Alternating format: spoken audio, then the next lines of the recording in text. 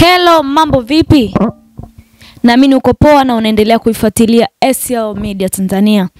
Na leo nimeweza kukusogezea kitu ambacho kitaweza kukusaidia wewe mtazamaji ambaye unaniangalia wakati huu, lakini basi ili kiwe kwa muhimu kwa jamii inayokuzunguka, endelea kushare linki hii, lakini pia usisahau kusubscribe ili tunapopandisha tu maudhui yetu hapa yasiwe yanakupita. Na leo bwana, nitakusogezea faida au umuhimu wa maji mwilini, umuhimu wa kunywa maji mengi. Imekuwa kawaida mtu anakuambia kunywa maji mengi, maji yanasaidia, lakini bila kufafanua kwamba maji yanakuwa na umuhimu gani mwilini. Na nimekusogezea faida 5. Ya kwanza, inaboresha kumbukumbu. Utafiti umeonyesha kuwa hata upungufu wa maji mwilini kidogo unaweza kuathiri kumbukumbu na hali ya kila mtu, kutoka kwa watoto hadi wazee. Kwa hiyo unapokuwa ukinywa maji mengi inaboresha kumbukumbu.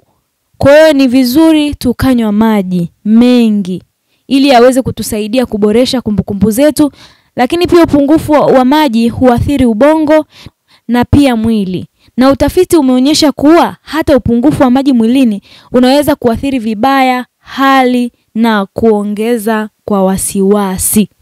Kwa unapokuwa hautumii maji mengi au wewe ni mvivu wa kunywa maji, inaweza kupelekea pia hali ya kuathiri vibaya hali ya kuongeza wasiwasi. Kwa hiyo ni vizuri kunywa maji mengi. Lakini pia cha pili au faida nyingine ya pili, inaweza kusaidia kudumisha uzito. Bwana, unaweza ukashangaa inawezaje kudumisha uzito? Maji yanaweza kudumishaje uzito? Lakini ubongo hauelezi tofauti kati ya njaa na kiu. Kwa hivyo mara nyingi tunachanganya kiu au tamaa ya sukari. Wakati mwingine unapotamani kitu kitamu, jaribu glasi ya maji kwanza. Kuna muda mwingine unaweza kusema ninatamani nile, kuna muda mwingine unaweza ukawa una kiu ukatamani kula kitu kitamtamu, mfano kama ice cream, vitu kama hivyo venye ambavyo vina sukari au soda. Jaribu kunywa glasi hata moja tu ya maji. Inaweza kukuondolea ile kiu ya vitu vya sukari, kwa sababu kama tunavyojua vitu vya sukari sio muhimu kwenye miili yetu.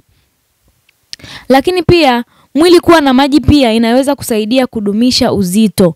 Utafiti unaonyesha kuwa kunywa maji kabla ya mlo kunaweza kukufanya ujisikie umeshiba, kwa hivyo kupunguza uzito kwa kukandamiza hamu yako ya kula. Kwa unapotanguliza maji kabla haujala, kwa wale ambao yani uzito wao wanaona kama uzito ni mkubwa sana, unaweza ukanywa maji kabla haujala chakula. Hivyo inaweza kukusaidia wewe kutokukandamiza sana chakula. Hivyo maji yataweza kukusaidia wewe kudumisha uzito. Lakini pia umuhimu ambao ni wa 3, inaweza kuboresha utendaji wa mwanariadha. Utafiti mwingi umefanya juu ya madhara ya kupungua kwa maji mwilini na wanariadha wengi, na matokeo yake yameathiriwa kwamba upungufu wa maji mwilini huathiri tu utendaji wa mwanariadha, lakini pia kisaikolojia. Kwa sababu unapokuwa umekimbia sana, kumbuka unapoteza energy nyingi kwa wale wanariadha. Kwa unapokuwa unapoteza energy nyingi, energy hiyo inaweza kurudishwa au kurejeshwa kwa kutumia ile kunywa maji mengi. Kwa mtu unaweza ukawa una sweat, mara nyingi ukifanya mazoezi unaweza ukasweat sana. Kwa hiyo unakuwa unapoteza energy nyingi. Kwa wale wanariadha unaweza ukawa unatumia maji mengi ili kuweza kuboresha utendaji wako wa kazi wa hiyo kazi yako ya kufanya riadha. Lakini pia namba 4 ni huenda ikazuia kuvimbiwa.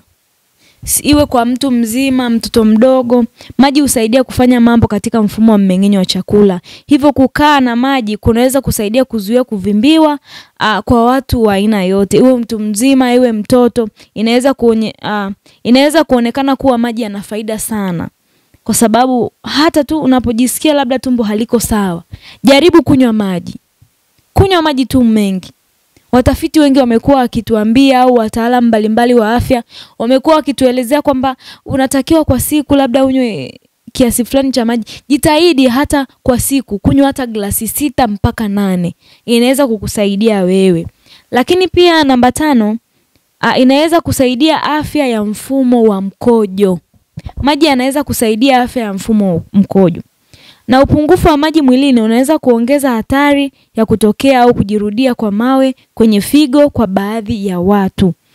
Na uchunguzi umeonyesha pia kwamba kunywa maji ya kutosha kunaweza kupunguza hatari ya magonjwa ya kibofu na ya mkojo, ikiwa pamoja na kufura kwa kibofu cha mkojo ambako kawaida husababishwa na maambukizi ya kibofu kwa wanawake. Kwa hiyo unapokuwa unakunywa maji, hapa tu sio hata kwa wanawake lakini nazungumzia kwa watu wote, inaweza kusaidia wewe mfumo wako wa mkojo kuwa mzuri, kwa sababu kama tunavyojua kibofu unapokuwa ni haunywi maji mengi, ndio maana unaweza ukashangaa mtu analalamika mkojo wangu umekuwa mchafu, siko sawa. Mtu analalamika kichwa kinauma, mtu anaanza kukimbilia kumeza dawa bila hata kujua tatizo ni nini. Kumbe tu angetumia maji mengi ingeweza kumsaidia. Kwa hiyo tujaribu kutumia maji mengi ambayo yanaweza kukusaidia kuimarisha afya zetu. Bwana, asante kwa kutazama SL Media Tanzania. Endelea kusubscribe, kushare ili habari hizi zisiwe zinakupita, lakini ziweze pia kuwafikia watu wengine. Thanks for watching SL Media Tanzania.